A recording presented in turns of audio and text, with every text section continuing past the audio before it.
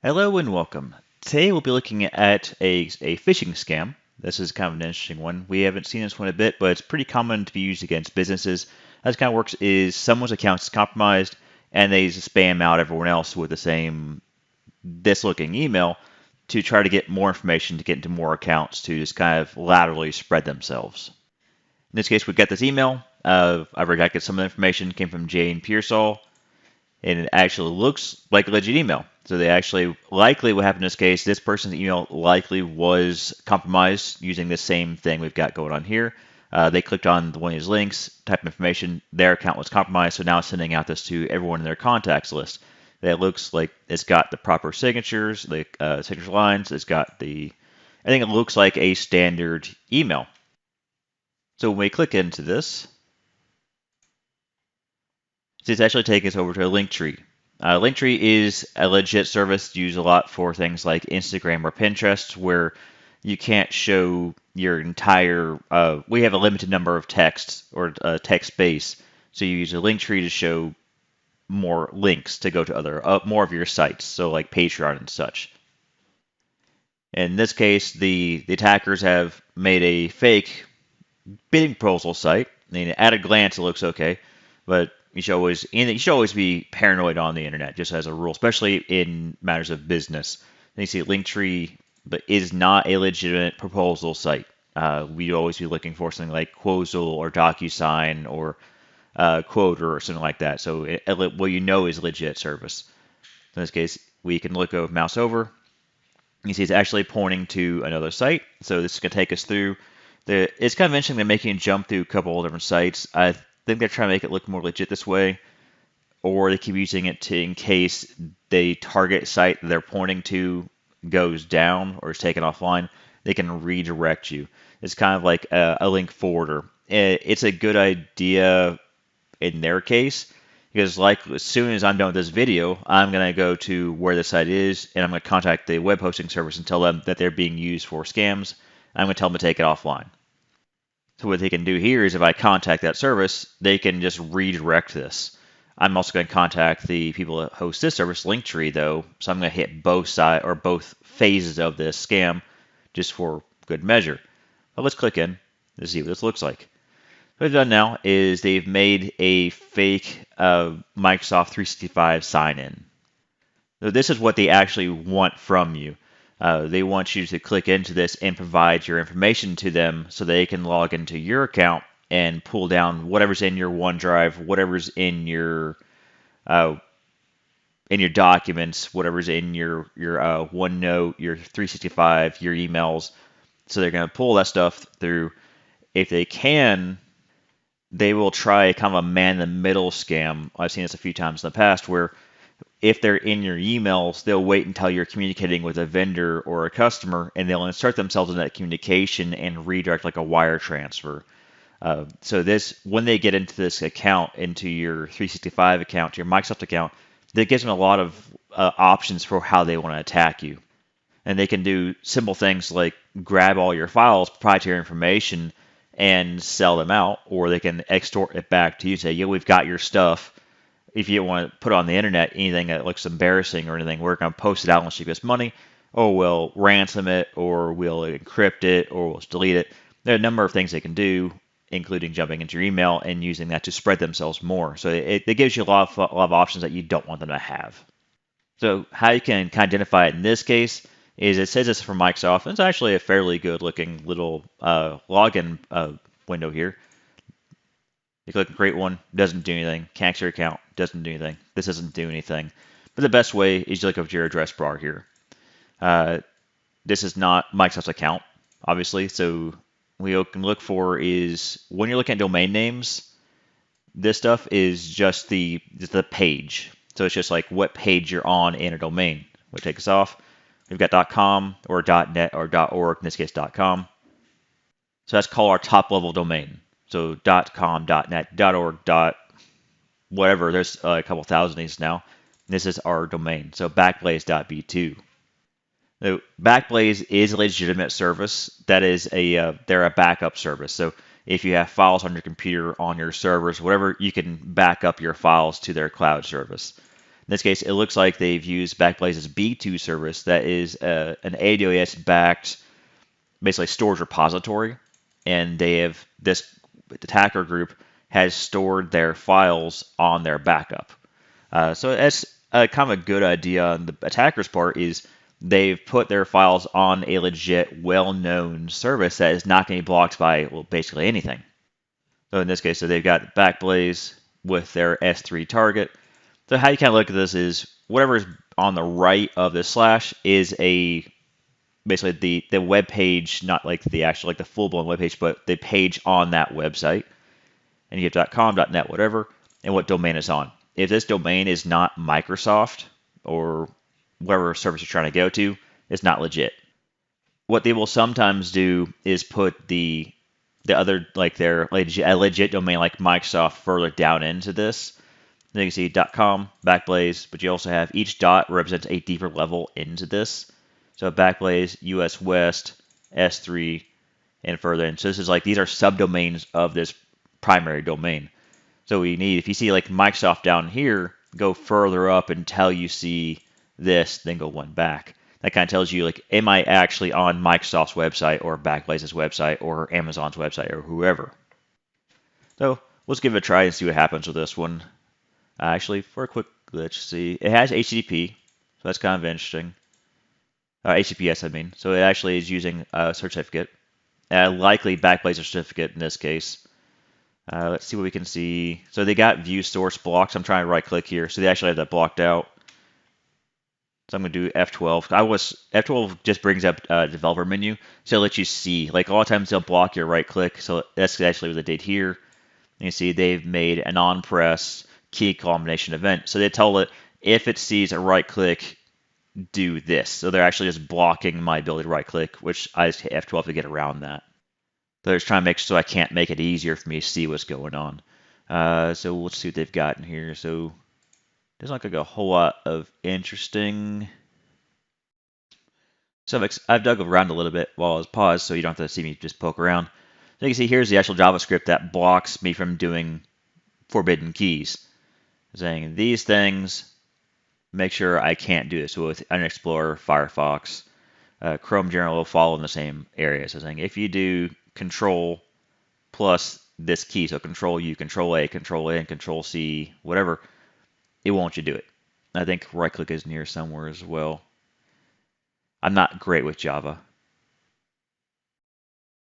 And it's got this a script here, so they're setting a variable of X to some really long string. Let's see, what is this? So I've dumped that out into basically just hard text. It's something very large. So very likely this will be invoked somewhere else to do something. So they're going to decode this and use it in something. So let's see what this is. Okay, so off camera a little bit, I pulled this over to a base64 decoder. Base64 is just another way of encoding text into a more compact form. I dropped it over into, so decoded it, and this is what we get. So take all this crazy looking stuff, the actual code out of it. So they're basically just trying to obfuscate and hide what they're doing here. So again, I'm not great at Java, but what I can see is they've captured clicks, they've captured a few things, key presses. What they're trying to do is capture when we do something, and then try to do something with it. So in this case, they're capturing key presses, doing some animations to make it look better. And it looks like, so Ajax is a technology, so in most cases with websites, it doesn't do something until you click on like an element or you hit submit. What Ajax will do is let you real-time send information to another site so it gives it back to you. So you'll see that with websites that aren't just static, where they actually are doing things while you're doing it, like searches, kind of Google, I think does that a little bit. It's becoming more and more popular. So they're using Ajax to do a JSON push. So Ajax is telling it they're invoking somehow, telling it to do real-time communication back to their server, and JSON is the way it's telling that package that information to send it over to this server. In this case, so whatever you're typing into this field, the field we've got, let me pull that up. So whatever you're typing into this field is getting pushed over to this website here. So let's take a look what that looks like. It's probably going to do nothing. So what it's doing is taking that stuff, encapsulating it, and posting it means it's pushing information to this website. But in most cases, they'll do is it will not do anything. It'll say like you can't do anything with this. What they'll normally do is they'll hide it. So if you don't give them legit information, it just won't do anything. In this case, it's redirected us to some other site. It looks like a PDF. So PDFs I'm wary of, so I'm not going to actually continue on that one. PDFs I don't trust in most cases because they have a lot of security issues. So I don't have a test system handy, so I'm not going to screw with that right now. Maybe later on. What we do is when you type things into it, it's going to actually send that information over to a legit place. So they actually, it looks like they're trying to, they're trying to redirect. Like, I think that if I'm following this right, they're trying to capture this window and rename it maybe. As I said, not crazy Java. That's what kind of looks like they're trying to do is a window location replace. I don't remember in Java if that tells it to give it a new location, like up in your browser bar, or if they're trying to redirect you to another site. I'm kind of unclear on that one here. Okay. So what they're going to do here is, by the way, I'm going to give them some fake information. Test@test.com. I feel bad for whoever actually owns test.com because they're probably just getting a bunch of trash all the time. So next, it's going to say taking you or just a page. That little animation is kind of nice. So that is like actually what Microsoft site looks like. This actually looks pretty similar to the legit Microsoft site. So I can't. I'm trying to grab text here and it won't let me just because it's blocked all that stuff. Let's give it a fake password, just random gibber, and log in. Just say it doesn't like it. So it wants me to confirm it. So if I do it again, log in. So it's going to actually redirect me over to the legit site. So this is where it's kind of like what I call the kiss off in con man ways of doing things or in confidence schemes. They want you to do is to not think that they're actually that you've ever been conned. They want to set you up for it, get you invested in the con, work you through the con, and then basically kiss you off or pay you off so that you thought you got better on them or you got stuff out of them and you came out ahead. Well, the con man got everything and you got realistically nothing. So what they've done here is that you typed your information in, you typed it twice to confirm it, and then they sent you over to Microsoft's website. What they probably wanted to do was to actually assign you in, so that it looked like you actually did sign into your Microsoft account, so that you went, oh yeah, it worked, it got me to the site. There's just nothing here. Likely they just screwed up. It looks like they didn't pass a parameter, so a variable over to the client over to Microsoft's website. So they unintentionally didn't pass this, or they intentionally didn't make it work so that you thought that Microsoft site is having an issue. In this case, I really don't know which way. That's why looking at this, I don't know enough about tell you one way or the other. Someone that's smarter with Java can probably tell us how this is working. I might take this more on my own just so that I can know better how this works. But the result here is that from this email, they want you to click into this. That looks like an RFP, request for proposal. They want you to click into this, bring you over to this, again, not great looking site, but good on a first pass. But you can say Linktree, don't trust that sort of thing. It should be going to a legit site like DocuSign, PandaDoc, or Quoter, or whatever. From here, it sends you over to your fake Office365 site here. And when you log in, eventually it will pass you to actual Microsoft. So you see Microsoft Online or Microsoft.com or Office.com, something of that nature. So this is where the kiss off happens. So the identifying ways on this is kind of hard to tell on this one at a glance from the email. In this case, the first one, you see, this is not who it originally was sent to. This actually came from a client. They sent this over to me to take a look at. This was not their email address. So if you're getting this and it's not going to you, then it's probably a scam. Like a 99% chance this is a scam. If it's like blank or it's going to like a whole bunch of random people or not you, if it's not directly to you, even directed to you, always be cautious. Like I say, is mouse over link before you click on it. In this case, we're using Proofpoint as our mail blocker or our mail filter, so it's kind of hard to tell because it gibbers up the text a bit. But you can see where it says URL defense proofpoint.com, URL is equal to something. And that's where you kind of see where it says link tree quote. Uh, at a glance, it's kind of hard to see. Like if you're just not used to reading that, that is harder to see, admittedly. But you can see it's going to Linktree here, so you can kind of that. Yeah, that's probably not where my quote is coming from. Okay, in this case, yeah, they actually likely read this person's emails and pulled their legit how they not how they necessarily phrase things, but how their emails look. So they copied in their signatures, copied in their what do you call it, the footer text. They copied in everything they can. But when you click over, you got this again, fake. You got this that one, definitely fake. Uh, at a glance, this one's kind of hard to tell. And you can see, look, if you click on things and it's not working, that's always an indicator that something's up here. So don't trust that. It's in the internet, on the internet. There's a place where it is in your best interest to be paranoid. Uh, it's good to go through life happy and carefree, but the internet, unfortunately, while the benefit to the attackers is so high and the risk is so low, we'll just keep seeing this sort of thing. Uh, so just education is your best defense. Technology is great; it goes a long way preventing this sort of thing. It blocks probably, depending on who you're through, it will block a great deal of these attacks. But they only need to succeed once, whereas the technology has to succeed every time. So one gets through, your last line of defense is you. Don't rely on technology to always prevent these because it will do its best as far as a computer can do. A computer is not intelligent.